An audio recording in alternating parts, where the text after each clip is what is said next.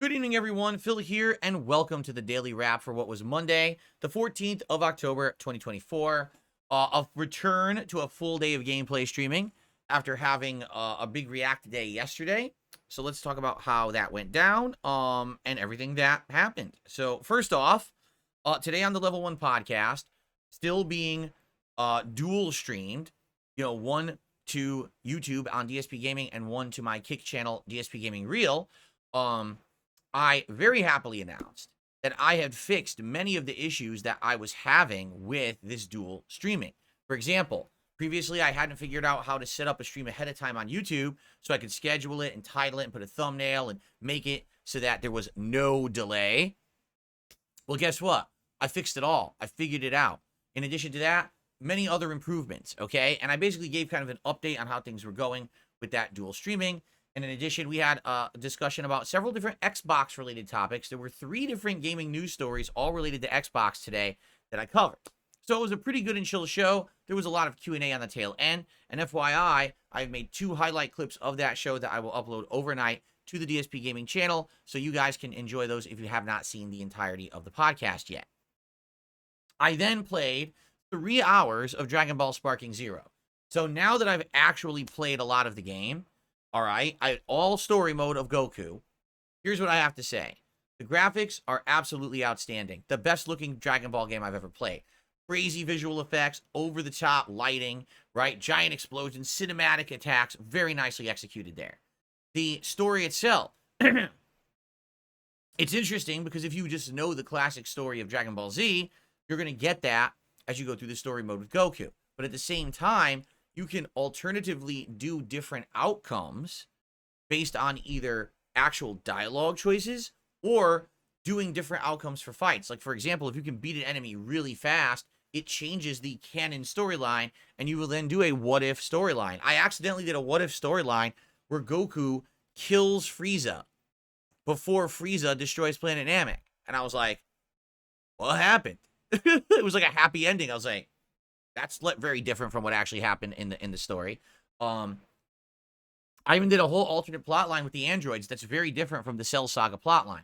So I like that about the game a lot. It's actually quite interesting to me, okay? However, the gameplay of this game leaves a lot to be desired. I'm sorry from people who are like big fanboys of the Budokai Tenkaichi games. I hate to say it, no. The gameplay of this game is not it. The gameplay is very fast-paced and frenetic. Half the time, you can't even tell what an enemy is doing because everything is moving so fast, you can't tell what an attack is, what an animation is. Are they shooting a projectile? Are they dashing and punching? Are they teleporting? You don't know, okay? The camera frequently moves so quick, it gets stuck.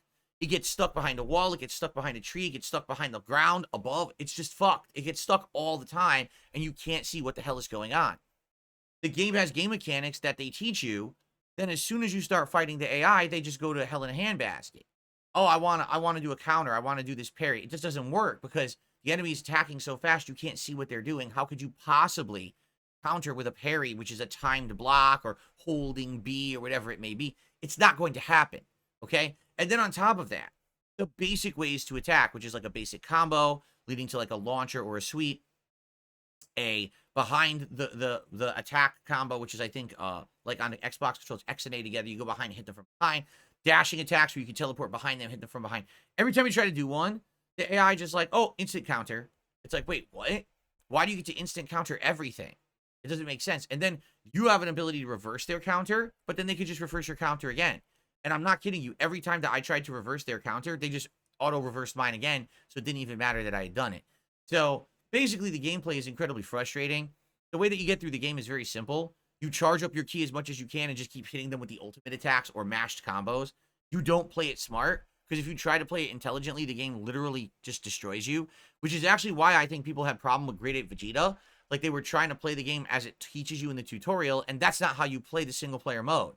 You literally just charge and spam, charge and spam. That's it. And that's how you win. And today I did. I think I lost maybe once or twice, but I was just turboing through, not having many problems, beating the main story just by doing that. So if you like Dragon Ball and you want to see these storylines, what-if scenarios, and great graphics, but gameplay, now, you might say, well, online is different. It might be, but I'm playing the game as presented to me. The episodes, that's what a lot of the content of the game is. Maybe eventually I'll play it online, but I want to play through the episodes. So anyway, right now, it's not that I'm not enjoying myself. I just wish that, man, they had refined this thing and made it better. It's just so, it really just feels like a spam fest, and that's not good. Like, I'm not lying. I actually feel like both the Xenoverse games I played, that Dragon Ball Kakarot, were better for combat than this game. This game is just too frenetic, too fast, and you just can't keep control of anything going on at any given time.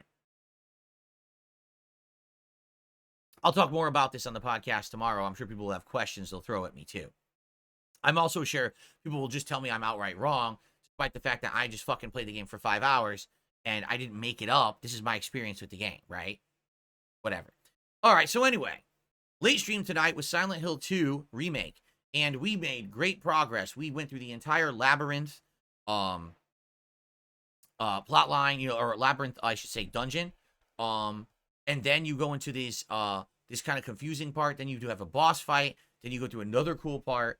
And basically, by the end of tonight's stream, we had arrived at the hotel near the waterfront. This is the finale area of Silent Hill 2. And that's where I saved and I left off. And let me tell you, are there a few frustrating parts? Of course there are. But for the most part, this game is great. It's scary. The plot is interesting. I love it. I think, again, this is on pace, on par with Resident Evil 2 Remake for me. So, loved it. Now, as for today, finally today, after 2 insanely good, well-supported days on co-streaming both on YouTube and Kick, it finally died down today, which I knew it was going to. I knew it wasn't constantly going to have insane amounts of support every single night that I streamed. But guess what? Even with decreased support, because we weren't getting ginormous sub bombs over on Kick anymore, I still exceeded all of my goals on both streams. Not only hit, but exceeded my goals on both streams, okay? And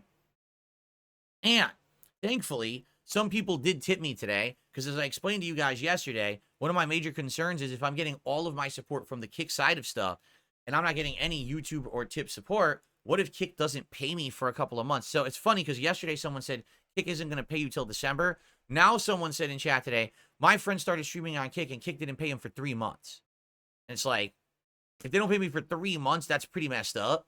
But that's what I mean. Like, I need to keep getting support from YouTube and from tips. If I don't, how am I going to make a living if all my support's coming in and being delayed 3 months? You know what I mean? It ain't going to work. So hopefully that's not the case. Hopefully I will continue to get income from other sources, and hopefully Kick doesn't take 3 months to pay me, but I guess we're going to have to see. But overall today, it was great. It was a variety of support from all directions, and everything went well. The only problem was I had a technical problem with my capture device, and I don't know what happened. I started streaming the late stream, and all of a sudden it just wasn't capturing. I had to restart my whole computer, and then it worked. So hopefully it's not the capture device breaking. I've only had this for like 2-3 months. Hopefully that's not the case, but it just seemed to be a weird thing that happened. Once we got it working, it worked well, and then we had a smooth day. So all the gameplay of Dragon Ball is live already. All right, the podcast is live already. And tonight, you'll have the 2 new parts of Silent Hill and, of course, this daily wrap, and then 2 highlight clips from the podcast featuring me talking about improving upon the dual streaming and also the Microsoft events, or the Microsoft news, okay? So what's tomorrow, Tuesday? Well, just so you guys know, the Boogie interview is off the table. He did not confirm that he was available for tomorrow, nor did he send me his Discord information during the course of today. I mean, he very well might have now, but, I was streaming. He might have sent it to me while I was live streaming, and I don't know, but it's too late. I wasn't going to lock in and be like, oh, yeah, we're doing it, and then not having the information. So we're not doing it for now. I'm going to get back to you on that. I'll talk with him and see if we can reschedule for a date that's set in stone. I should have, hopefully, his Discord information ahead of time. It kind of makes sense to do that. So no Boogie V interview tomorrow, but instead, we'll do a level 1 podcast. What I think we're going to do is that I heard tonight, Kino Casino did a segment on Review Tech. Now, the last time that we did that, not only was it comedy gold, but it created some back and forth content that was very entertaining. So I think we'll do that again tomorrow. We'll see what they had to say about Review Tech, on tomorrow's podcast, and anything else that's going on, game news and the like, and we'll go from there. And then it's going to be the conclusion of Silent Hill 2 Remake on the first stream tomorrow, because I'm at the final segment. Someone said basically it's 2 hours left. If I do a 3-hour gameplay stream of it, it's good. It'll give me a chance to kind of do a mini review at the end. And as you know, I do interactions and everything with my audience, so it'll give me a chance to, finish all that up and not have to rush through the end of the game. So that should be perfect. And then tomorrow night on the late stream, we're bringing back Dead Rising Deluxe Remaster. I was having a great time with this game. about 2 weeks ago. But then when Silent Hill 2 came out, it trumped everything, and that's all I've been playing nonstop. So now we're actually going to jump back into Dead Rising, and we're going to get that back into the rotation and finish that up this week as well. So it's going to be the conclusions of Silent Hill 2 tomorrow, continuation of Dead Rising, and hopefully finishing Dead Rising this week, more Dragon Ball later this week. It's going to be a good variety, okay? Everyone, thank you so very much. Please have a good night. What a great streaming day. The streak continues at 19. Literally 6 more streams, and we got another fun DSP Tries It coming this weekend. Thank you all. Have a good night. I will see you all tomorrow, and peace out.